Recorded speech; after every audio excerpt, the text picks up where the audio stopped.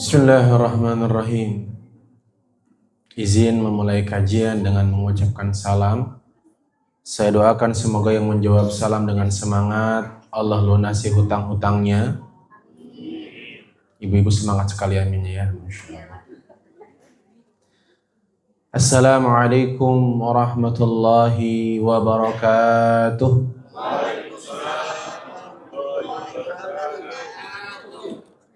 Bersyukur kepada Allah Subhanahu wa ta'ala dengan mengucap alhamdulillah. Dulu sebelum berilmu kita sholat duha untuk mendapatkan rizki. Setelah berilmu kita jadi tahu justru sholat duha itu rizki paling besar yang Allah berikan kepada kita. Dulu saat belum berilmu sujud begitu panjang meminta agar doa-doa dikabulkan. Setelah berilmu, kita jadi tahu sujud yang panjang itulah bentuk pengabulan doa yang paling indah yang Allah berikan. Bersyukur, hampir-hampir saya kaget tadi di parkiran penuh sekali mobil, Masya Allah. Karena saya tidak tahu ternyata di sini juga ada iktikaf, Masya Allah. Semoga semua yang beriktikaf setiap detiknya dihitung pahala oleh Allah Subhanahu wa ta'ala.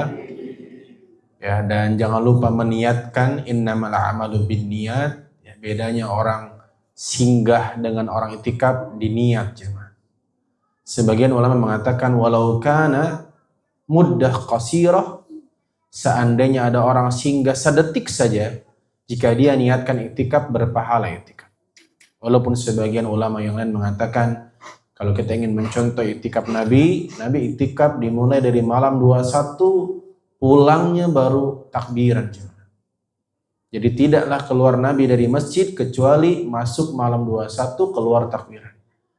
Tetapi la adraku kullu la yutruku kullu. Apa-apa yang tidak bisa dikerjakan sempurna jangan juga ditinggalkan semua. Bisa malamnya alhamdulillah.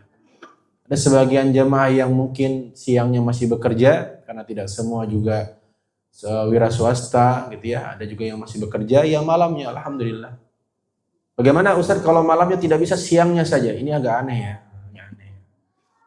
Mungkin shift malam ya, wallahu alam. Tapi niatkan jemaah, setiap kita masuk ke masjid niatkan sebagai iktikaf agar mendapatkan pahala iktikaf. Bersyukur, dan malam ini malam keberapa jemaah Ramadannya? Tergantung. Ya, tapi kalau versi sidang isbat malam ke 25 ya, malam ke 25. Dan insya Allah lebarannya tahun ini bareng tanggal 1 Syawal semua. Ya, tetapi diprediksikan agak berbeda antara teman-teman yang menggunakan metode hisab. Mereka sudah menentukan Jumat jemaah. Harus Jumat, tidak boleh Sabtu karena mereka 30 hari puasa, tidak boleh 31 hari karena dalam Islam 1 bulan hanya 2 pilihan. Kalau tidak 29, 30. Adapun pemerintah melalui sidang isbatnya akan melakukan ru'yatul hilal Kamis sore untuk menentukan Ramadan 29 atau 30 hari. Kalau terlihat di Kamis sore hilal berarti besoknya Jumat 1 Syawal. Tapi kalau tidak terlihat atau tidak mungkin terlihat, karena dalam metodologi yang dipahami oleh mayoritas ulama Indonesia adalah melihat kasat mata, maka ikmal disempurnakan Ramadan menjadi 30 hari. Dan ini barangkali ada yang mulai bertanya-tanya, saya masak opornya kapan? Khawatir kalau masak opornya malam Sabtu ternyata lebarannya Jumat. Akhirnya sarapan bubur lebaran karena tidak sempat buat opor. Maka for your information, ada derajat, ini bahasa bayinya, ada derajat hilal yang ditentukan oleh ulama untuk imkan ru'yah, untuk memungkinkan dilihat mata. Dan berdasarkan hitung-hitungan hisab tak mungkin Kamis terlihat hilal. Sehingga potensi terbesarnya sidang isbat Sabtu insya Allah. Jadi masak opornya ya kalau mau masak Kamis sedikit aja. Nanti banyaknya malam Sabtu. Itu informasi supaya teman-teman tidak terlalu bimbang, dan ini hal yang biasa. Dan tolong ibu bapak, kalau para ulama sudah berbeda pendapat, yang baru ngikut saja. Kita ini baru pak, baru belajar. Kadang-kadang yang baru belajar ini lebih heboh daripada ulamanya. Ya, padahal modalnya modal dapat share-sharean dari grup sebelah, di-share lagi nih, yang benar itu hisab gitu ya. Ini dalil-dalilnya. Anda kira yang menggunakan metode ru'yatul hilal tidak tahu dalil-dalil yang digunakan metode hisab? Tahu. Bukan masalah tidak tahu. Berbeda kesimpulan dan berbeda cara. Begitu. Sama seperti begini. Kalau saya tanya, bubur tuh enaknya diaduk apa nggak diaduk? Nggak usah ribet Pak. Setiap orang punya POV yang berbeda. Betul ya Pak ya? Karena sebagian orang yang makan bubur tidak diaduk. Kenapa tidak diaduk? Karena diaduk itu menjijikan. Bagi yang mengaduk, makan bubur kok nggak diaduk, nggak ada enak-enaknya, begitu. Nah, kurang lebih bahasa sederhananya begitu. Ini bukan tentang salah dan benar, tapi tentang ijtihadiyah. Tetapi ada hal yang lebih urgent dari sekedar memperdebatkan hal yang sudah selesai diperdebatkan oleh para ulama, yaitu tentang jika ini Ramadan terakhir kita jemaah. Sekarang pertanyaannya, ada nggak saudara kita, sahabat kita yang Ramadan tahun lalu masih hidup, belum sempat Ramadan tahun ini mereka temui sudah meninggal dunia? Ada? Ada. Apakah mereka tua semua? Tidak. Ada yang muda? Ada. Yang muda saja belum tentu bertemu Ramadan yang akan datang, apalagi, mohon maaf ya, jangan tersinggung yang tua ya. Walaupun kematian tidak pernah mengenal usia. Bisa jamaah dulu baru saya? Bisa. Atau saya terakhiran jamaah duluan juga bisa. Atau saya duluan jamaah lebih dulu juga, wallahu alam bisawab. Terserah Allah jamaah. Tetapi ada nggak kemungkinan ini Ramadan terakhir kita? Ada nggak?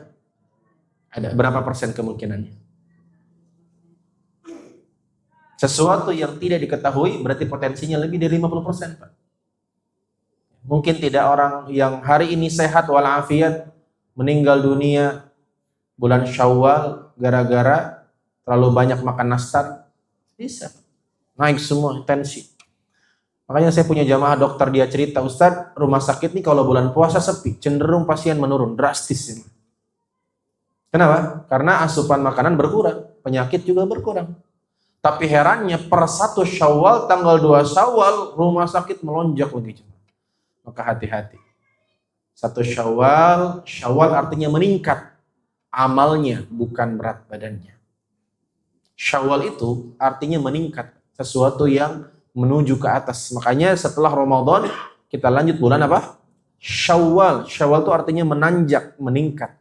Tapi jangan salah pahami, yang meningkat apa? Amalnya, takwanya, bukan? Tolong dikontrol jemaah ya. Walaupun memang tanggal 1 Syawal itu yaumul akal wasyurb, hari kita makan dan minum. Makanya sesoleh apapun jamaah Ar-Raudhah Grand Matwa nggak boleh puasa 1 Syawal.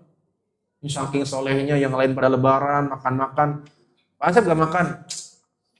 Saya masih pengen puasa. Bagi saya puasa itu ibadah tertinggi kepada Allah, nggak boleh. Puasa tanggal 1 Syawal Nah kadang-kadang ada yang dibentur-benturkan, Ustadz. Berarti saya haram dong puasa hari Jumat. Kan saudara-saudara kita ada yang udah lebaran. Betul ya? Ada sebagian kegelisahan demikian, Pak. Maka jawabannya, yang haram berpuasa di hari itu adalah yang berlebaran. Bagi yang tidak berlebaran, tidak haram, Pak.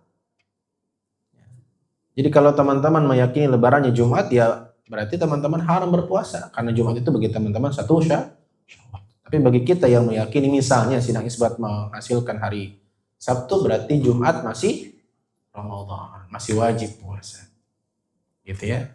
Atau sebaliknya, mereka dosa dong, kita masih puasa mereka lebaran. Dosa begitu ya. Karena tidak bisa diperbandingkan jika hasil ijtihadnya berbeda. Tapi kalau boleh saya saran, satu Indonesia boleh berbeda, tapi satu rumah jangan kalau bisa. Ya, kalau bisa satu rumah jangan sampai istrinya lebaran Jumat, suaminya Sabtu. Istrinya makan opor ayam, suaminya puasa. Nah, sebisa mungkin ar-rijal qawwamun 'ala nisa. Wahai ibu-ibu, ikutilah kapan suamimu Ustaz, kenapa istri yang harus mengikuti suami? Patriarki sekali. Luar biasa. Bukan patriarki. Dalam Islam, seorang perempuan hanya boleh punya satu laki-laki. Maka itu menjadi wajar dan mudah diikuti, Pak. Istri mengikuti suami, karena cuma satu. Kebayang kalau suami mengikuti istri, kalau istrinya empat-empatnya beda semua. Ada yang ikut Muhammadiyah, ada yang ikut pemerintah, Naksabandiyah juga ada tuh, Pak. Yang rame-rame lagi sekarang udah pada lebaran tuh. Di berita. Nah, walaupun kita Ahlus Sunnah wal Jamaah meyakini hanya dua saja, Pak. Di dalam Islam, Ahlus Sunnah wal Jamaah kita meyakini hanya boleh berbeda selisih 1 hari saja. Kalau kita melihat berita ada yang udah lebaran hari Kamis, ya kita doakan mereka mendapatkan hidayah. Karena tidak boleh berbeda lebaran atau Ramadan lebih dari 1 hari, karena pilihan Nabi 1 bulan Hijriah hanya 2 saja. Kalau tidak 29, 30 hari. Dan jika Ramadan ini Ramadan terakhir, apa yang harus kita persiapkan di 5 hari terakhir, jemaah? Karena saya lihat semua masjid, Masya Allah, penuh, jemaah. Iktikaf sekarang menjadi sesuatu yang culture. Ya.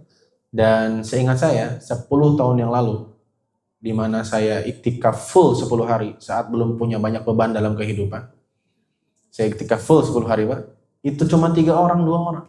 Dan takmir masjid tidak menyediakan berbuka puasa karena iktikaf masih asing. Sekarang Masya Allah, ada orang, Pak, dari rumah datang jam 10 nyampe masjid setengah 11 langsung tidur, bangun subuhnya. Alhamdulillah, ada peningkatan. Minimal dia niatkan iktikaf, tidurnya berpahala. Masya Allah. Dan anak-anak juga mulai suka, ya. Anak-anak suka. Dan saya terlepas apalah terbelakang orang-orang iktikaf, tapi kita harus melihat dari sudut pandang positif. Yaitu apa? Orang jadi berkumpul lagi, suasana anak kecil tidur bareng, itu ada di masjid, Masya Allah. Makanya anak-anak walaupun mereka nggak ngapa-ngapain, ya, ada juga habis tarawih langsung gelar kasur, ada juga, Pak.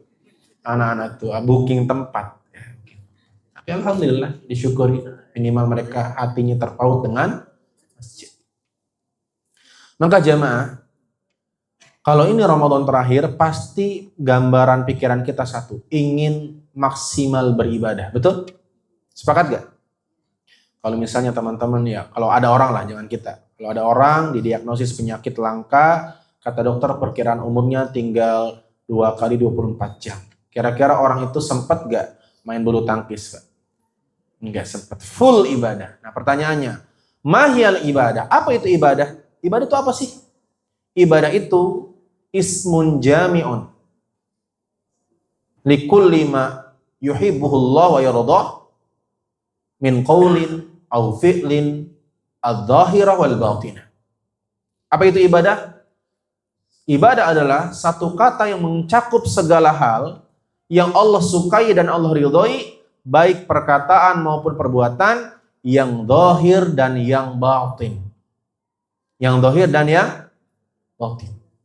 Dari pengertian ibadah ini, kita mengambil kesimpulan bahwa ibadah itu ada 2 macam. Ibadah ada berapa macam? Kurang kompak. Ini setahu saya jamaah Ar-Raudhah kompak jawabannya. Ada berapa macam ibadah? Sudah kompak tapi belum peak performance, Pak. Belum paling semangat. Ada berapa macam ibadah? Bedakan semangat sama emosinya. Sudah sedikit emosi, ibu-ibu. Sahurnya tadi gak kebagian sepertinya. Ada 2 macam. Ada ibadah zahir, ada ibadah batin. Iktikaf, ibadah zahir atau batin? Zahir. Salat, zahir. Puasa, secara pelaksanaan zahir, Pak. Niatnya batin. Maka, dari setiap banyak ibadah, para ulama bersepakat, ibadah batin adalah ibadah yang paling utama dan pertama kali dihisab oleh Allah Subhanahu wa taala. Ustaz, bukankah ada hadis Nabi yang mengatakan inna awwala ma yuhasabu bil 'abdi yaumil qiyamah shalat? Sesungguhnya amal ibadah yang pertama kali dihisab adalah salat. Ya, amalan zahir yang pertama kali dihisab salat. Tapi sebelum salat dihisab, ada amalan batin. Itulah kenapa Rasulullah SAW bersabda, innallaha la yanzuru ila suwarikum wa ajsadikum. Allah tidak melihat outfit. Makanya nanti lebaran tidak usah sibuk ada outfit. Walaupun boleh kita menggunakan pakaian yang baru, boleh tidak? Boleh. Tapi ingat, al-Aid laisa liman labisal jadid, al-Aid liman taqwahu yazid. Hari Aid bukan bagi mereka yang pakaiannya baru, tapi bagi mereka yang ketakwaannya baru dan diperbaharui. Walakinnallaha yanzuru ila qulubikum. Tapi yang Allah lihat pertama kali adalah hati. Begitupun dijelaskan dalam hadis riwayat Imam Muslim, Nabi dengan tegas mengatakan, ala inna fil jasadi mudghah. Ketahuilah dalam jasad manusia ada segumpal daging, yang jika segumpal daging ini baik, amal yang lain yang zahir-zahir Pak dianggap baik. Tapi jika segumpal daging ini tidak baik, semua amalan zahir tidak menjadi baik. Ala wahyal qalbu, ketahuilah itu adalah hati. Bahkan jemaah, ada satu riwayat hadis dari sahabat Anas bin Malik, hadis ini sahih. Anas bin Malik menceritakan suatu hari Rasul sedang berdiskusi, bahasa mudahnya sedang pengajian begini, Pak. Tiba-tiba beberapa saat Nabi terdiam dan mengatakan, tatlu fikum rajulun min ahli jannah. Kata Nabi, akan datang di antara kalian laki-laki penghuni surga. Sontak para sahabat penasaran, siapa nih orangnya, Pak? Maka datang seorang laki-laki Ansor datang, masih berbekas wudu di jenggotnya, nenteng sendal, siap-siap duduk di majelis Nabi. Ternyata orang itu yang disebut penghuni surga. Ghairu ma'ruf, dia sahabat Nabi tapi tidak sahabat yang terkenal, Pak. Bukan Abu Bakar, Utsman, Ali, dan sahabat-sahabat terkenal lainnya. Dia sahabat Nabi tapi biasa saja. Besoknya di majelis yang sama, di hari yang berbeda, Nabi mengatakan hal yang sama. Satatlu fikum rajulun min ahlil jannah. Akan muncul di antara kalian laki-laki penghuni surga. Dan yang muncul orang yang sama jemaah. Dan itu terjadi 3 kali. Maka ada di antara sahabat yang saking penasarannya, ini orang sampai 3 kali Nabi mengatakan penghuni surga, apa rahasianya? Iri. Nah, makanya iri itu ada yang boleh, Pak. Iri yang boleh istilahnya tuh ghibthah. Apa iri yang boleh? Lihat orang baca Qur'annya rajin, iri, pengen banget kayak beliau. Lihat orang sedekahnya luar biasa, iri, pengen banget bisa sedekah seperti beliau. Itu iri yang diperbolehkan. Iri yang tidak ada niat ingin menghilangkan nikmat dari orang lain. Ya sekedar ingin mencontoh. Maka itu yang dialami oleh sahabat bernama Abdullah ibnu Amr ibnu As. Anaknya Amr bin As. Abdullah ibnu Amr ibnu As penasaran. Apa rahasia orang ini? Maka Abdullah ibnu Amr membuntuti orang ini pulang sampai ke rumah. Sesampainya orang ini di rumah, diketuk pintunya. Abdullah ibnu Amr izin bertamu. Dia mengatakan, aku sedang ada masalah dengan ayahku di rumah, bolehkah aku bertamu? Dia izin bertamu 3 hari. Karena di dalam Islam hak bertamu 3 hari. Berapa hari? 3 hari. Jangan juga lama-lama, Pak. Jangan juga 30 hari bertamu. Ustaz, katanya silaturahim memperpanjang umur. Kalau 30 hari, tamunya panjang umur, tuan rumahnya pendek umur. Orang nggak pulang-pulang ini ya. Karena seorang tamu dia memiliki hak, jemaah. Apa haknya seorang tamu? Layaknya nafkah, sandang, pangan, papan. Kalau teman-teman menerima tamu 3 hari, teman-teman punya kewajiban untuk menyediakan sandang, pakaian, pangan, makanan, papan, tempat tidur. Makanya sejelek-jeleknya rumah orang Arab, ada kamar tidur tamu. Makanya saya mungkin pernah menyampaikan di sini juga, kalau nanti ibu bapak bangun rumah lagi, kalau sekarang kan sudah jadi ya, repot kalau direnov-renov. Kalau nanti bangun rumah buat anak misalnya, kalau bisa settingannya yang memenuhi dan mendukung syariat. Salah satunya apa? Bangun kamar tamu dan kamar mandi tamu. Sehingga kalau ada tamu numpang ke kamar mandi, dia tidak melewati ruangan-ruangan privasi. Kadang kami tamu itu nggak pengen sebenarnya numpang ke toilet. Tapi kalau sudah kebelet, akhirnya izin. Akhirnya kami melewati banyak hal yang kami tidak pantas lihat, Pak. Ya. tumpukan setrikaan. Mending kalau isinya daster, kadang juga ada hal-hal yang tidak menyenangkan dilihat. Belum lagi kalau di kamar mandinya menjadi tempat jemuran, tidak dilihat, kelihatan bergelantungan, Pak. Makanya sejelek-jeleknya rumah kalau bisa dibangunkan, minimal kalau tak bisa membangun kamar tamu, minimal kamar mandi tamu. Sehingga kalau ada tamu bertamu, kemudian numpang ke kamar mandi, itu kamar mandi. Ya. Makanya seperti apa? Dokter. Teman-teman kalau periksa ke rumah dokter yang punya klinik, kamar mandinya di mana? Di depan. Karena memang tiap hari mereka menerima pasien. Maka Abdullah ibnu Amr bertamu. Berapa hari? 3 hari. Makanya ibu bapak, kalau saya bertamu ke rumah ibu bapak, kok sampai jam 10 malam belum pulang, gak usah pakai nanya. Berarti mau nginep, sediain, Pak. Nah nanti kalau sudah 3 hari 3 malam, kok saya belum pulang-pulang, baru saya disamperin, Ustadz mohon maaf, ini mau bertamu apa ngekos?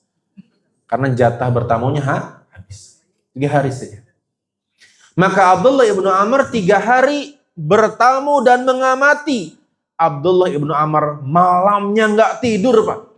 Masya Allah ya, memang orang dulu tuh kalau masalah nyari ilmu, Pak, pengen tahu ilmunya sampai rela nggak tidur. Orang dulu rela nggak tidur demi mencari ilmu. Orang sekarang tidur di majelis ilmu. Tapi jangan suudzon jemaah.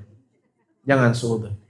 Kalau ada yang memejamkan mata di majelis ini, dia sedang merenungi materi-materi yang saya sampaikan. Meresapkan setiap materi ke dalam hati. Jangan suudzon. Setiap ilmu yang kita pelajari untuk introspeksi diri, untuk mengukur diri, bukan untuk menjadi pedang yang menilai orang.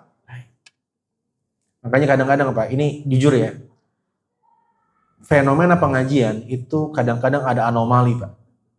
Harusnya orang semakin ngaji semakin tenang, tapi ada sebagian orang semakin ngaji semakin gelisah. Apa penyebabnya? Karena setiap materi pengajian yang didapatkan, dia gunakan untuk menyerang orang-orang terdekatnya. Makanya saya ucapkan satu kalimat, kita ngaji untuk memperbaiki diri, bukan untuk menuntut orang lain lebih baik lagi. Garis bawahi, Pak. Kita ngaji untuk memperbaiki diri, bukan untuk menuntut orang lain lebih baik lagi. Karena kalau materi pengajian kita catat untuk nyerang pasangan biar tahu dalilnya, pengajian tidak akan mendatangkan ketenangan. Makanya ibu bapak di sini, siapa yang masih sering share-share video sama pasangan, stop. Gak akan merubah pasangan Anda. Ibu-ibu nih, kalau dengar pengajian Ustadz membahas tentang ciri-ciri suami soleh, ciri-ciri suami penghuni surga, dia langsung save dan dia share. Di-share ke siapa? Metode share-nya ada 2. Ada yang japri, ada yang dibuat status tapi yang lihat suami doang. Ada juga begitu. Gayanya sih bikin status, tapi di setting statusnya yang lihat suami. Memang sudah di programnya suaminya. Dan suaminya ketika dikirim video ceramah tentang ciri-ciri suami soleh, Anda kira suami tidak punya stok video?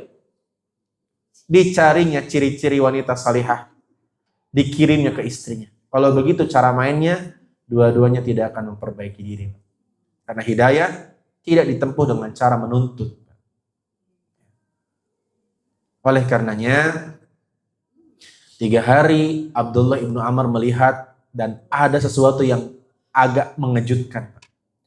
Abdullah ibnu Amr malam gak tidur untuk menyaksikan. Ini orang kayaknya gak tidur nih, kata Abdullah ibnu Amr. Penghuni surga. Ternyata sepanjang malam ba'da isya, dia langsung tidur, bangun-bangun subuh. Dia tidak tahajud, jemaah. Ini yang gak suka tahajud masih ada kesempatan berarti ya. Gak tahajud, jemaah. Agak heran juga nih Abdullah ibnu Amr. Kenapa? Ini orang disebut penghuni surga sama Nabi. Tapi malamnya tidak bangun tahajud. Dia sholat subuh. Dia sholat qobliyah, tapi tidak mengerjakan sholat malam. Kata Abdullah ibnu Amr, oh mungkin ibadah siangnya kali yang keren, Pak. Karena ada orang tuh, Pak, ibadahnya tuh malamnya biasa, siangnya keren. Dilihat siangnya, dia baca Quran, tapi biasa saja, Pak. Kalau dibandingkan sahabat-sahabat yang lain, jauh di bawahnya. Sampai 3 hari, Abdullah ibnu Amr tidak menemukan sesuatu yang amazing, sesuatu yang anti mainstream. Biasa, dia ahli ibadah, tapi biasa. Akhirnya Abdullah ibnu Amr jujur sama si tuan rumah ini. Wahai sahabatku, sejujurnya aku tidak ada masalah dengan ayahku di rumah. Aku bertamu karena Nabi menyebutmu penghuni surga 3 kali. Dan jujur, selama 3 hari aku tidak menemukan apapun. Apa rahasianya? Kira-kira kalau kita yang disebut penghuni surga ditanya apa rahasianya, jawabannya apa? Wih, banyak Pak rahasianya. Orang kayak Bapak nggak bisa Pak begitu. Memang kita nggak pantas jadi penghuni surga tuh ya. Apa jawaban orang ini? Ma fi syai, ma indi syai, kama ra'ait. Ya aku tidak punya apa-apa, ibadahku biasa saja seperti yang kamu lihat. Jawaban penghuni surga banget Pak. Tidak merasa beramal. Kemudian Abdullah bin Amr karena tidak mendapatkan jawaban, dia pun pergi pulang. Sebelum jauh, si tuan rumah merasa bersalah. Nih orang berarti 3 hari begadang untuk tahu rahasianya. Tapi dia nggak dapat apa-apa, dipanggil lagi. Abdullah, kemari. Kalaulah ada satu amalan yang bisa menyebabkan Allah ridho, mungkin ini. Jadi dia ngejawab bukan untuk riya, tapi untuk membahagiakan saudaranya yang sudah berjuang 3 hari begadang untuk menemukan jawaban itu. Mungkin satu hal amalannya. Apa itu? Dia mengatakan, tidaklah aku tidur kecuali aku memaafkan semua orang yang pernah menyakitiku, dan aku tidak pernah hasad iri terhadap nikmat yang Allah berikan kepada siapapun. Ketika Abdullah bin Amr mendengar itu, itulah amalan yang kamu unggul dan kami tidak bisa unggul dari itu. Amalan apa itu? Amalan dohir apa amalan hati?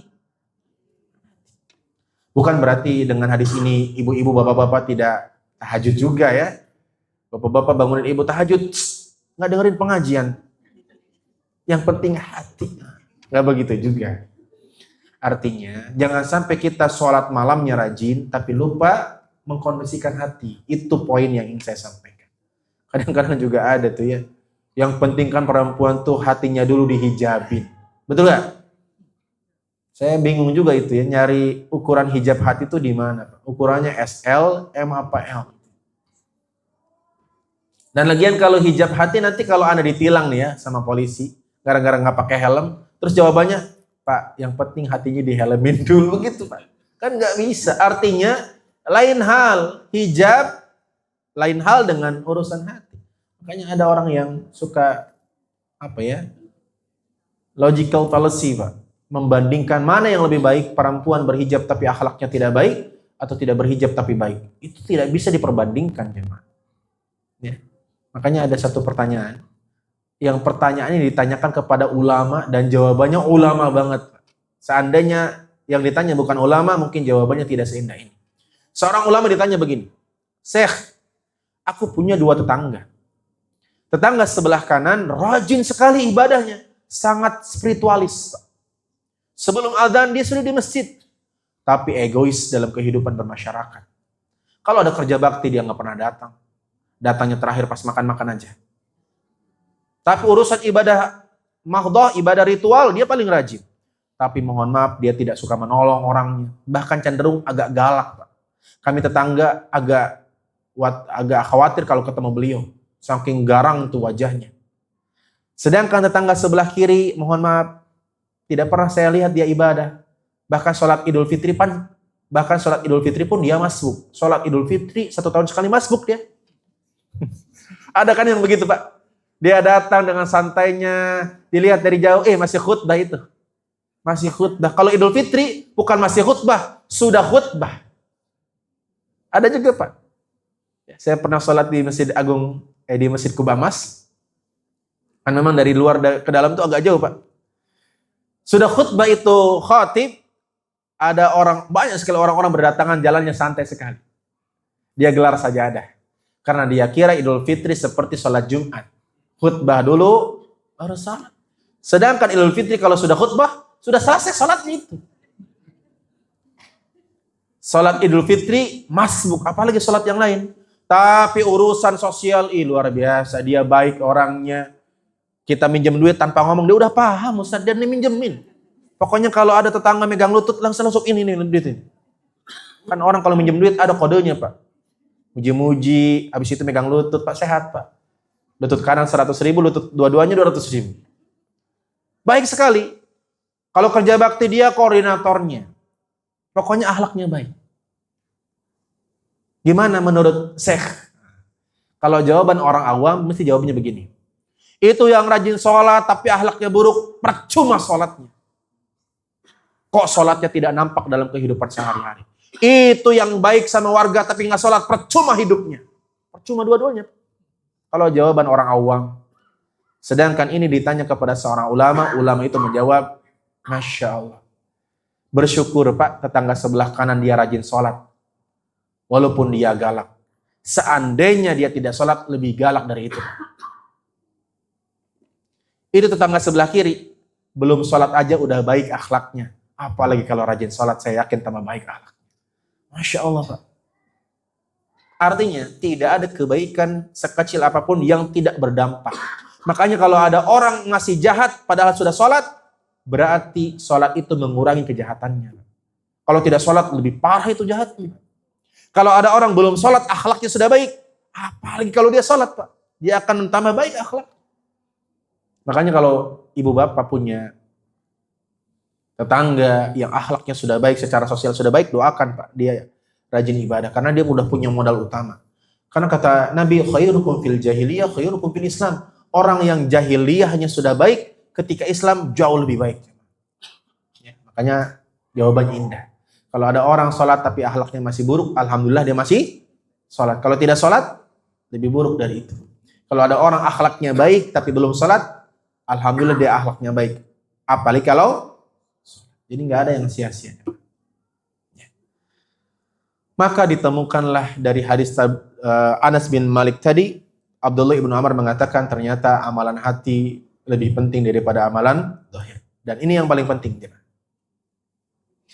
Hadis ini diriwayatkan oleh sahabat Abu Hurairah dalam kitab Sahih Muslim. Diriwayatkan oleh sahabat siapa? Abu Hurairah. Nama asli Abu Hurairah Abdurrahman ibnu Sakhr. Ini salah satu adab mencari ilmu, kita harus tahu siapa nama orang yang memberikan ilmu. Kita akan sering mendengar hadis riwayat Abu Hurairah, akan sangat tidak beradab kalau kita nggak tahu nama aslinya. Nama aslinya siapa tadi? Abdurrahman ibnu Sakhr. Dipanggil Abu Hurairah itu namanya kuniyah. Kuniyah itu julukan. Julukan. Dan orang Arab biasa memanggil orang dengan julukan. Karena tidak semua orang lahir dengan nama yang indah dan islami. Ya. Salah satu caranya, tidak usah diganti nama, tapi cukup ganti panggilan. Karena panggilan adalah Di kampung saya, ada orang bapak-bapak namanya Al-Baqarah. Serius, namanya Al-Baqarah. Wallahu a'lam, mungkin orang tuanya suka Al-Baqarah, tapi dia nggak ngerti artinya, langsunglah dikasih nama anaknya Al-Baqarah. Sudahlah artinya sapi betina, anaknya laki-laki pula Pak. Jadi salahnya dua kali itu. Kalau anaknya perempuan masih agak mending lah ya, sapi betina memang anaknya betina. Tapi nggak cocok juga kan anaknya perempuan. Sudahlah laki-laki anaknya dikasih nama Al-Baqarah. Berarti salah dua itu Pak. Satu, sapi, dua, betina. Tapi kan sudah dewasa baru sadar itu orang Pak. Diganti nama susah Pak. Ijazah semua sudah nama Al-Baqarah. Maka cukup ganti panggilan. Itulah fungsi kuniyah Pak. Maka jangan diledek kalau ada orang namanya Pak Ijo pengen dipanggil Abu Hamzah. Gak usah diledek. Ih Abu Hamzah, Pak Ijo. Gak usah Pak. Kenapa kita susah sekali menyenangkan hati orang jemaah? Bahkan adabnya, ini saya kalau kenalan sama orang ya, kalau saya ketemunya intens, misalnya tetangga, saya pindah misalnya ke satu perumahan, dan saya akan sering ketemu orang itu, karena sering kan akan sering memanggil Pak, maka saya bertanya, Pak, sukanya dipanggil apa? Biasa kan jemaah, kita nggak pernah tahu, jangan-jangan ada orang, dia tuh nggak suka dipanggil nama depannya, ada Pak. Dia lebih suka dipanggil nama akhir misalnya, last name-nya, maka tanya, ibu namanya kan misalnya Tini Sutini Paramita misalnya. Misalnya sukanya dipanggil apa? Kalau suka dipanggilnya Angel Ustaz. Terserah Pak. Dan tidak usah mempermasalahkan hal-hal yang seperti itu. Jauh sekali Angel, gak usah Pak. Panggil saja.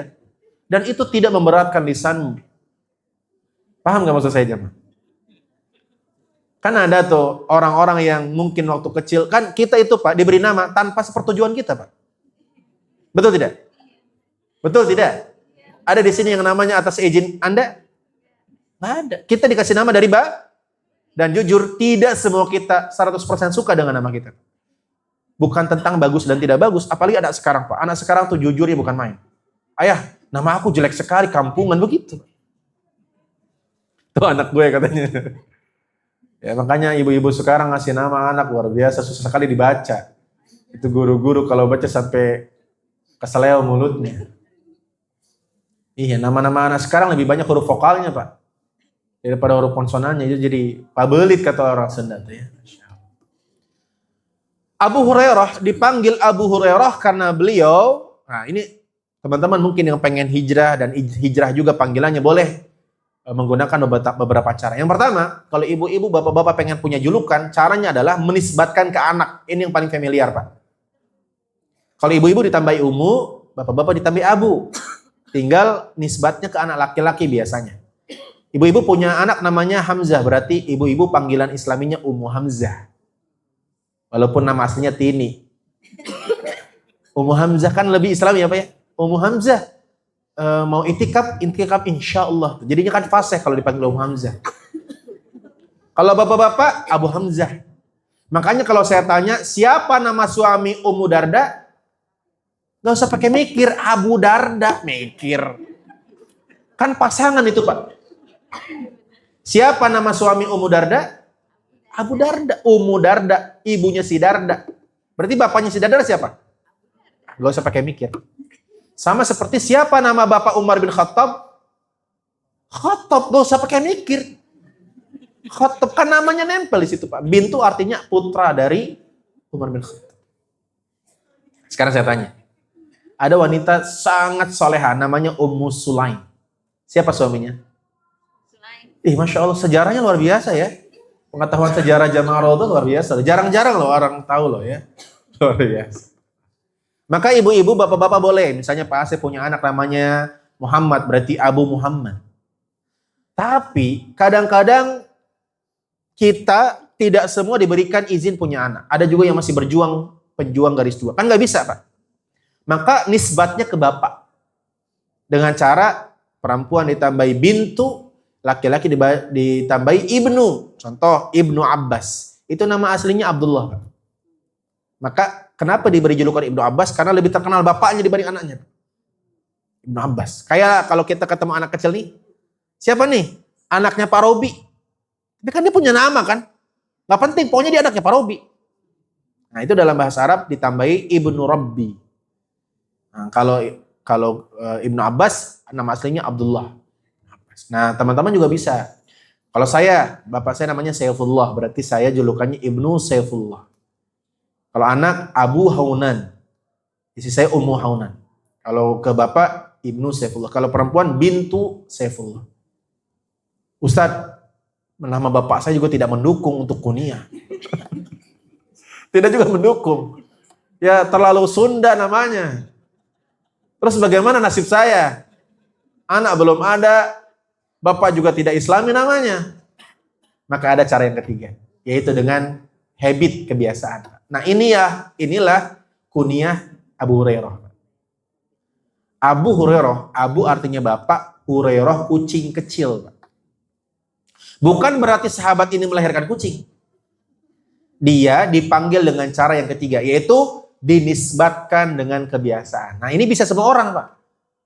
Nggak mesti punya anak, nggak mesti punya orang tua yang namanya Islami, nggak mesti. Setiap orang punya kebiasaan, tinggal ditranslate ke bahasa Arab. Jadi tuh nama Arab. Contoh, ada bapak-bapak suka miara burung merpati. Merpati bahasa Arabnya hammamah. Hammamah. Apa bahasa Arabnya merpati? Berarti kalau ada bapak-bapak suka miara burung merpati, nama julukannya apa? Islami sekali kan? Abu Hamamah. Nanti salat duha bareng ya insya Allah Abu Hamamah. Perempuan Ummu Hamamah.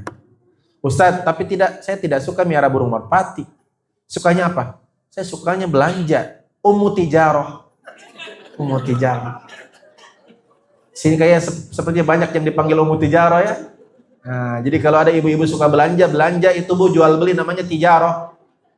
Berarti ibu-ibu yang suka jual beli Ummu Tijarah. Bapak-bapaknya Abu Tijarah. Ustadz, Suami saya tidak suka belanja, sukanya tidur terus. Abu Naum. Islami sekali kan? Abu Naum. Masya Allah ya. Jadi Abu Hurairah itu dipanggil Abu Hurairah karena suka menggendong kucing. Menggendong kucing, sukanya jalan-jalan Abu Safar. Kenapa? Jarang di rumah, Pak. Safar terus kerjaannya. Dari hadis ini, Abu Hurairah mengatakan ada 3 golongan yang pertama kali masuk neraka, Pak. Dan 3 golongan ini bukan orang yang dohirnya maksiat. Golongan yang pertama, mereka yang dulu ketika di dunia berjihad di medan perang. Nanti di akhirat dipanggil oleh Allah, apa yang kamu lakukan di dunia? Dengan bangga orang ini menjawab, jahadtu fika, aku berjihad sampai syahid di jalanmu. Allah yang maha mengetahui isi hati manusia menjawab, kadzabta, kamu bohong. Kamu berjihad betul, terbunuh di medan perang betul, tapi niatmu supaya dibilang pahlawan, pemberani, dan dipuji oleh manusia, dan kamu sudah mendapatkan itu. Orang yang kedua ditanya apa yang kamu lakukan selama hidup di dunia, dia menjawab, aku belajar ilmu, seperti sekarang Pak. Mengaji, baca Quran, mengajarkan Quran ke orang-orang. Untukmu ya Allah, Allah yang maha mengetahui isi hati manusia menjawab, kadzabta, kamu bohong.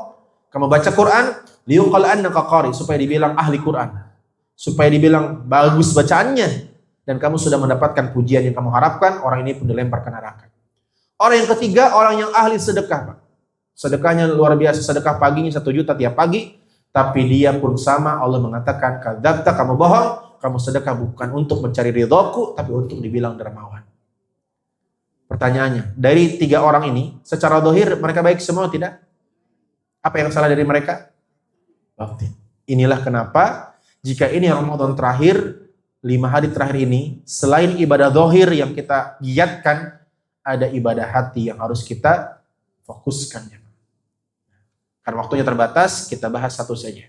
Insya Allah nanti di kesempatan yang lain, ini materi khusus Ramadan, berarti disampaikan Ramadan yang akan datang. Insya Allah. Dan ada 5 Pak, 5 bekal hati berarti per 5 tahun lah insya Allah. Semoga Allah panjangkan usia kita. Satu saja. Ini yang paling penting jemaah. Tanpa ini, tak peduli sebanyak apapun sholatmu, selama apapun iktikafmu, sia-sia jemaah. Apa itu? Ikhlas. Coba ulangi. Mudah diucapkan, tapi tak semudah itu dipraktekkan. Guru saya menyampaikan, ikhlas seperti orang tidur. Ibu-ibu kalau manggil suaminya ayah, ayah lagi apa? Lagi tidur. Berarti sudah tidur apa tidur-tiduran? Makanya siapa? Yaqulu annahul mukhlis falam yukhlis. Siapa yang mengatakan dirinya ikhlas, maka dia belum ikhlas. Contoh saja ini ya, contoh saja. Jangan diambil hati, contoh saja. Sebelum saya pulang, tiba-tiba Pak Asep nyamperin saya ngasih sarung. Contoh saja, ini contoh. Contoh Pak, namanya contoh kan bebas. Pak Ustadz, sebelum pulang ini mohon maaf Pak Ustadz ada sarung. PHS terbaru. Contoh. Saya bilang, Pak Asep tidak usah merepotkan. Tidak apa-apa Pak Ustadz, saya ikhlas. Nah, siapa yang setiap beramal diimbuhi kata ikhlas, maka ikhlasnya kurang ikhlas. Oh, berarti begini saja. Ustadz, ini sarung dari saya tidak ngomong ikhlas ya. Sama saja itu, Pak. Nah, pertanyaannya, makanya Pak, satu ilmu yang harus dikaji sepanjang umur tuh ikhlas, Pak. Lantas bagaimana? Orang ikhlas itu, Pak, dia beramal tapi tidak merasa beramal. Makanya rumus ikhlas itu 2L. 2 apa? 2L. Ulangi. Lakukan dan lupakan. Coba ulangi bareng-bareng. Nah, cuman kadang-kadang gini Mbak. Makanya kalau ibu bapak membaca literasi para ulama, kitab-kitab kuning, kalau bahas ikhlas itu berpuluh-puluh lembar Pak. Banyak sekali penjelasannya. Tetapi memang tidak semudah itu dipraktekkan. Makanya kalau kita belajar ikhlas, belajarlah dari surat Al-Ikhlas. Kullu suratin kanat fil Quran tu'khadhu ismuha min ayatiha. Setiap surat di Quran namanya diambil dari potongan ayatnya. Kenapa disebut surat An-Nas? Qul a'udzu birabb. Kenapa disebut surat Al-Falaq? Qul a'udzu birabbil. Kenapa disebut surat Al-Lahab? Tabat yada abi. Semua surat diambil namanya dari potongan ayatnya. kecuali surat Al-Ikhlas. Qul huwallahu Allahus lam yalid walam yakul lahu, nggak ada kata ikhlasnya. Begitulah ikhlas. Tapi memang saya berusaha mencari bahasa bayi.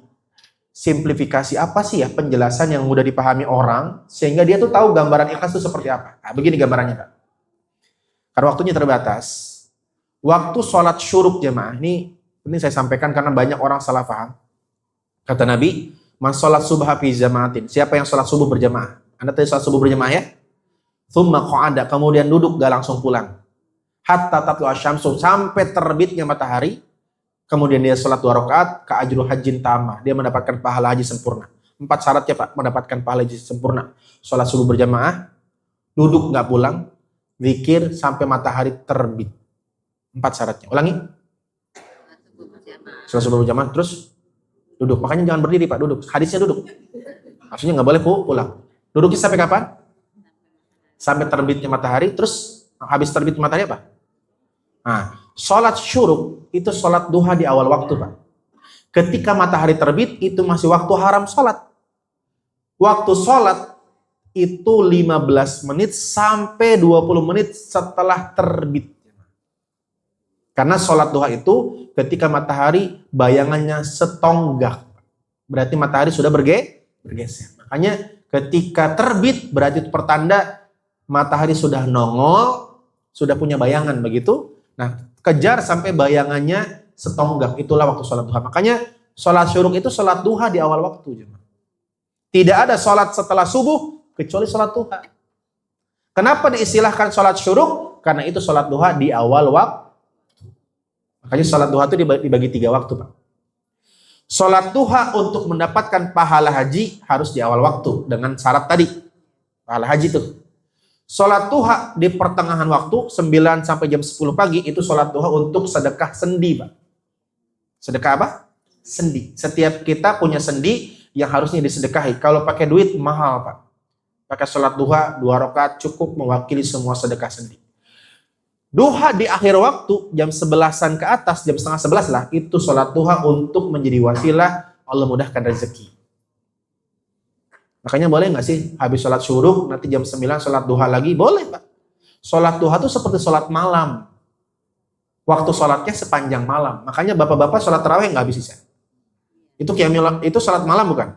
Kenapa? Kenapa disebut sholat malam? Ya karena dikerjain malam kan. Kalau dikerjain pagi, nah terus jam 2:30 sholat lagi nggak? Boleh. Boleh, yang penting masih apa? Masih malam. Nah, duha pun sama Pak. Jadi nggak mesti dikerjakan sekaligus. Jam 7 2 rakaat. Selama masih duha, kapan waktu duha selesai? Sampai matahari di tengah-tengah. Bukan sampai zuhur Pak. Sampai matahari tengah-tengah, disitulah waktu larangan sholat.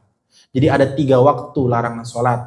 1 pada subuh sampai terbitnya matahari setonggak, kemudian matahari tengah-tengah sama pada asar sampai terbenamnya matahari. 3 waktu larangan sholat. Maka jamaah, insya Allah kita akan sholat. Ini alasan supaya saya agak panjang ceramahnya nih. Itu bridging Pak tadi Pak ya, supaya kita nggak gelisah bahwa kita sedang ngaji sampai sholat syuruk, biar dapat pahala. Tapi pahalanya aja, nggak usah pengen dipanggil Bu Haja juga habis ini. Ya, tolong ya, perkenalkan Bu Haja. Kenapa sudah sholat syuruk? Enggak ya? Teman-teman, ini singkat dan insya Allah mudah dipahami. Belajarlah ikhlas dari kurir paket, Pak. Saya butuh waktu 2 jam untuk mendetailkan penjelasan, tapi karena waktunya terbatas, nanti silakan diakses di YouTube, sudah ada sepertinya. Saya pernah menyampaikan ini di sebuah kajian di kajian online. Belajar ikhlas dari kurir. Bagaimana penjelasannya? Begini penjelasannya. Siapa di sini yang rumahnya suka kedatangan kurir, angkat tangan? Tidak usah angkat tangan ya, ini wajah-wajah. Semuanya suka check up. Bagaimana kalau kurir datang biasa ngomong apa gimana ngomongnya? Mirip sekali suaranya, Masya Allah ya. Seperti sudah sangat hafal di luar kepala itu. Sampai suara dan intonasinya mirip sekali.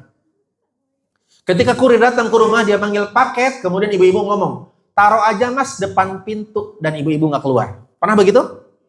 Ada nggak kurir yang bilang begini, Bu, keluar dong Bu, hargain saya Bu. Gerimis nih, saya bela-belain lo nganterin paket, ibu nggak menghargain saya banget sih. Bentar doang keluar kan bisa. Ada nggak kurir yang begitu? Kenapa nggak ada? Karena kurir punya clarity of purpose, Pak. Tujuan yang jelas, clear. Yang penting paket sampai. Dia nggak butuh apresiasi, dia nggak butuh validasi. Bahkan nggak ditemuin pun nggak apa-apa. Betul?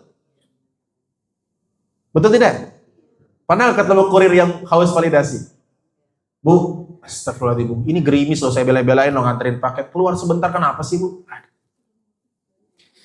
Ibu-ibu lagi nyapu depan rumah hari weekend gitu, nyapu depan rumah, tukang paket itu, Pak, kan per regional, Pak. Makanya tidak aneh kalau ibu-ibu akrab sama kurir kan. Karena kurir yang datang orangnya sama. Sampai lebih sering ketemu kurir dibanding suami. Ada yang begitu, Pak, ada. Lebih sering, lebih intens pertemuan dengan kurir dibanding suami karena suaminya dinas luar. Lagi nyapu, tiba-tiba kurirnya datang. Kurir yang biasa nganter paket kan suaranya khas ya. Paket, Bu, emasnya yang selama ini nganterin paket ke saya emas ya? Iya. Namanya siapa, Mas? Ada nggak kurir yang bilang begini, Bu, 3 tahun loh saya nganterin paket ke ibu. Ibu nggak tahu nama saya.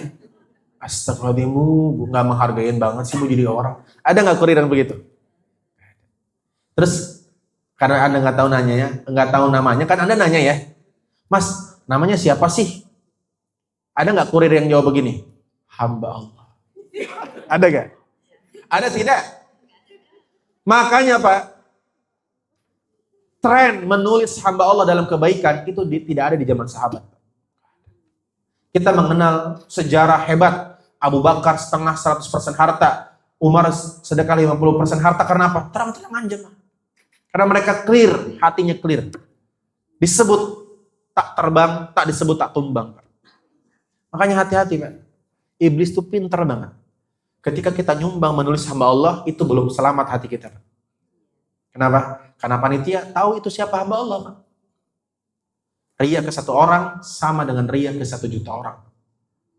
Makanya kalau teman-teman sedekah, terus ngirim konfirmasi ke Pak Asep, tolong ya tulis di list hamba Allah aja. Kan Pak Asep tahu Anda infak. Selama ada orang yang tahu, hati kita tidak akan lepas dari ria, Pak. Tapi yang kemudian harus kita waspadai, jangan-jangan pas nulis hamba Allah ada perasaan bangga. Diumumkan sama Pak Asep.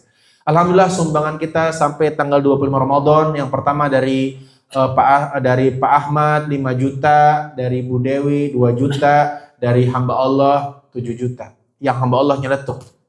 Pak Ahmad, sedekah kok disebutin. Bu Dewi, kok disedekah kok disebutin. Pak, itu yang hamba Allah nomor 3 tuh saya, Pak. Saya emang nggak perlu disebut-sebut nama. Makanya Pak, sedekah aja Pak. Gak usah pakai ngatur Pak. Itulah kenapa Pak, Baznas dan lembaga sosial susah banget diaudit ya Pak.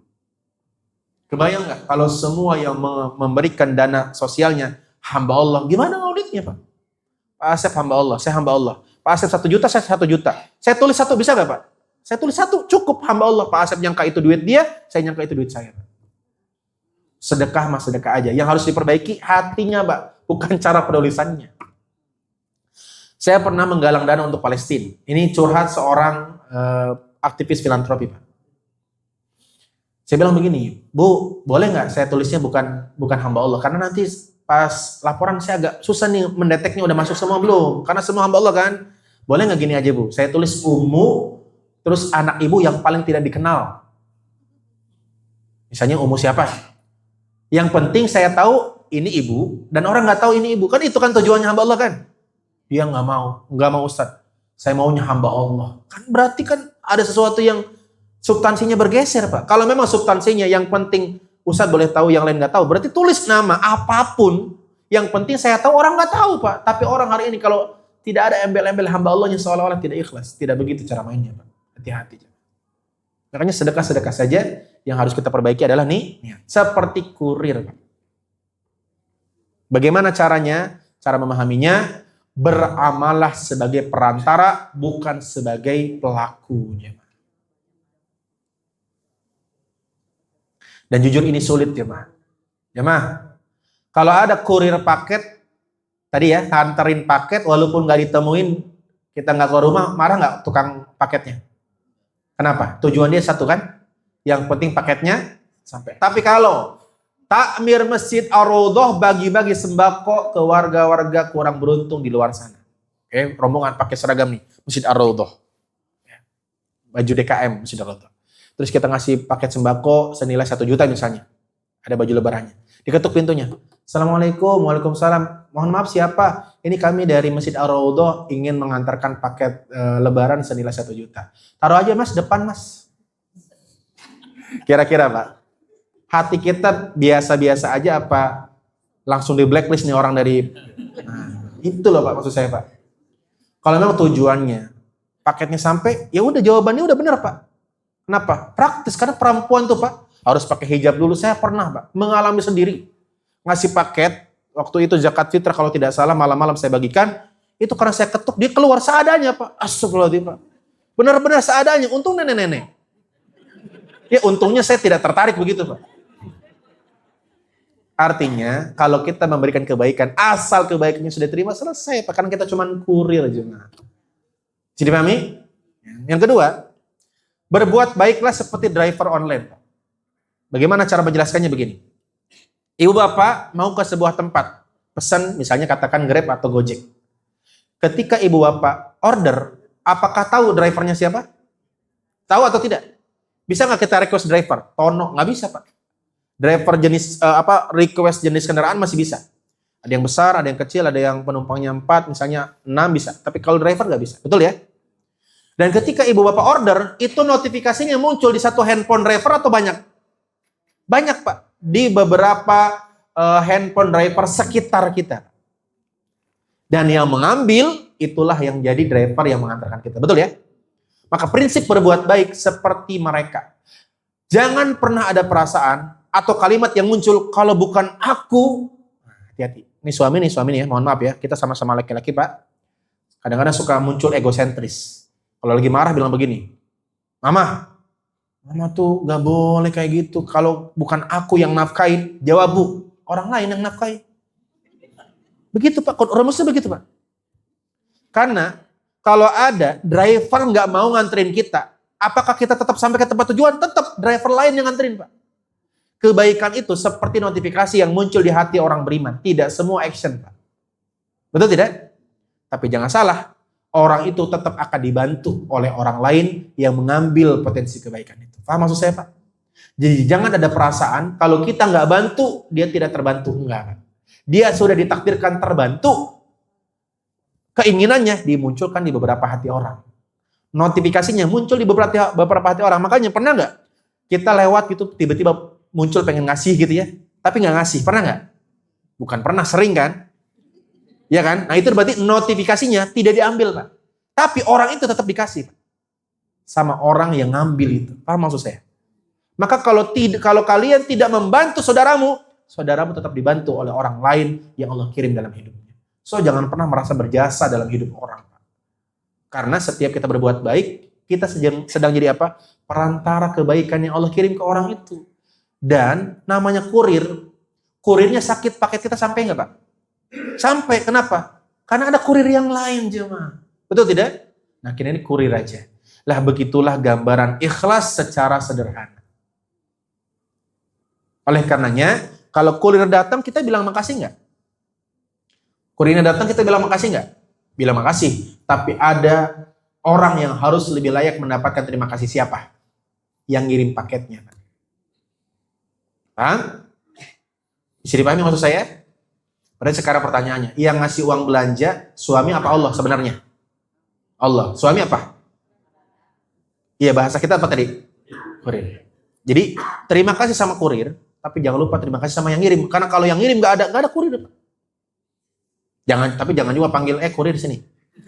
Ini hanya pemahaman saja Pak, supaya kita tuh kalau nerima kebaikan dari orang, kalau dapat kebaikan dari orang, kita paham dia tuh kurir.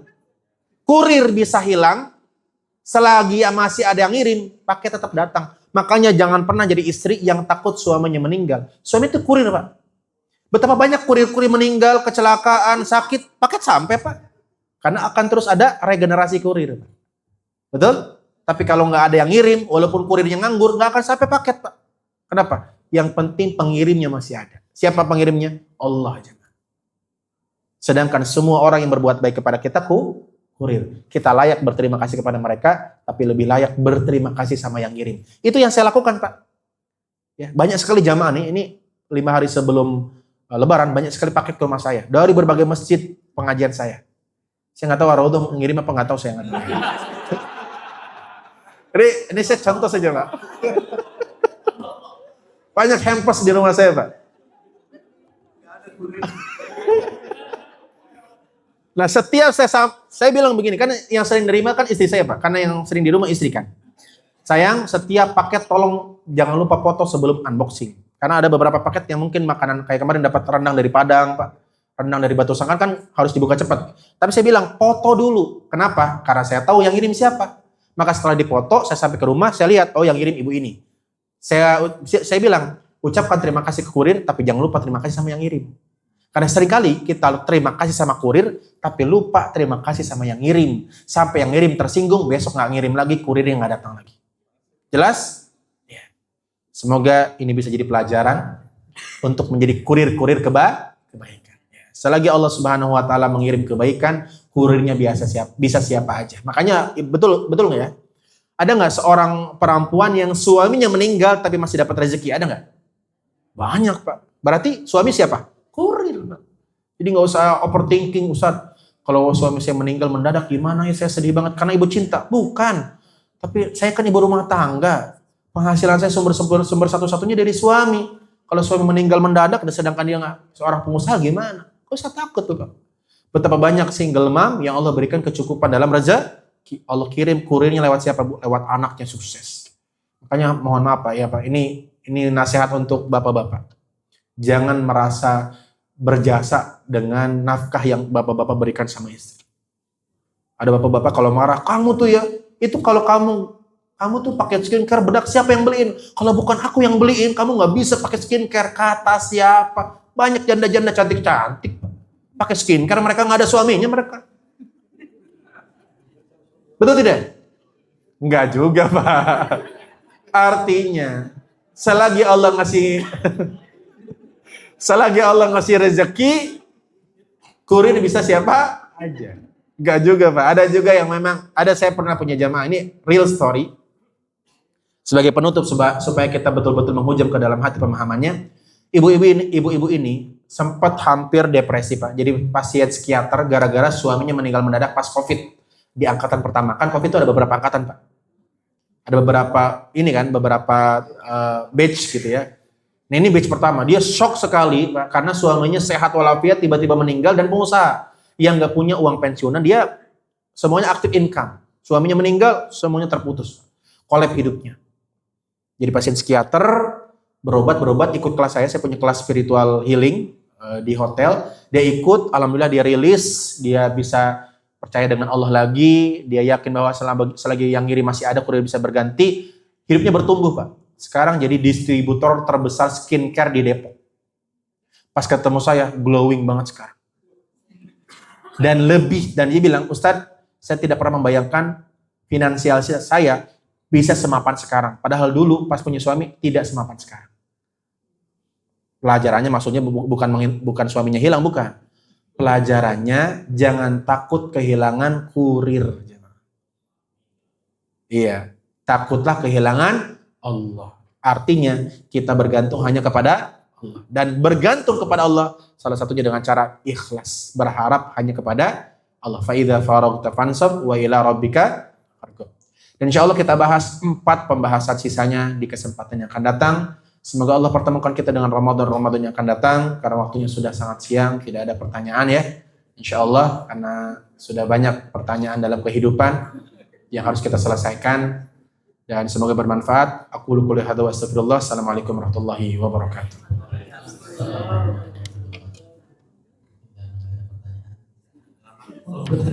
Ya, udah pengen bertanya, kajian ini ditutup dengan doa. Jemaah, salah satu waktu mustajab berdoa adalah ketika kita berlapar-lapar dan ketika kita iktikaf. Yuk bareng-bareng kita berdoa, kita niatkan doa kita sebagai wasilah Allah berikan kita istiqomah dalam ibadah. Wabil khusus husnul khatimah ketika meninggal. Alhamdulillahirabbil alamin hamdan syakirin hamdan na'imin hamdan yu'afi ni'amahu wa yukafi mazidah. Allahumma shalli wa sallim wa barik ala nabiyina al-karim Nabiyina Muhammadin sallallahu alaihi wasallam. Ya Allah yang maha mendengar selembut apapun doa-doa hamba-Mu. Terima kasih ya Allah. Engkau masih memudahkan kami untuk terus memperbaiki diri. Engkau tahu kami bukan hamba yang paling baik. Masih banyak dosa-dosa yang kami lakukan, tapi Engkau maha pengampun lagi maha pengasih. Ampuni segala dosa kami, kasihani kami ya Allah. Jadikan sisa usia yang Kau berikan untuk terus kami memperbaiki diri, jadi istri yang lebih baik untuk suami kami. Jadi suami yang lebih baik untuk istri kami, jadi orang tua yang lebih baik untuk anak-anak kami. Ya Allah jadikan, ya Allah, jika memang ini Ramadan terakhir yang Kau berikan untuk kami, jadikan ini Ramadan paling indah, Ramadan paling maksimal ibadahnya. Bukan sekadar ibadah zahir, tapi juga ibadah batin. Jaga hati kami ya Allah. Allahumma ati nafsi taqwaha wa zakkiha anta khairu man zakkaha anta waliyuha wa maulaha. Ya Allah, wahai zat pemilik hati, jaga hati kami ya Allah, agar tidak ada niat-niat selain mencari ridha-Mu ya Allah, agar tidak ada sedikit pun kesombongan atas ibadah-ibadah yang kami lakukan, agar tidak ada sedikit pun rasa iri dengki hasad terhadap nikmat yang Kau berikan kepada orang lain. Jadikan kami hamba yang ikut bahagia saat melihat orang lain bahagia. Jadikan kami hamba yang bisa membahagiakan banyak orang di sekitar kami ya Allah.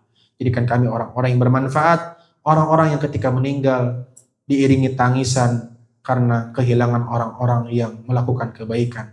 Jadikan ketika kami meninggal ya Allah, kebaikan kami yang manusia ingat sebagai wujud kebermanfaatan yang kami berikan kepada mereka. Wabil khusus ya Allah, khosatan li jamaah Masjid Raudhah Grand Matwa. Jadikan ya Allah jamaahnya sakinah mawaddah warahmah keluarganya, solih-solihah keturunannya, berkah barokah rezekinya, istiqomah ibadahnya, husnul khatimah meninggalnya. Rabbana atina fid dunya hasanah wa fil akhirati hasanah wa qina adzabannar. Subhana rabbika rabbil izzati amma yasifun. Wassalamun mursalin walhamdulillahi rabbil alamin.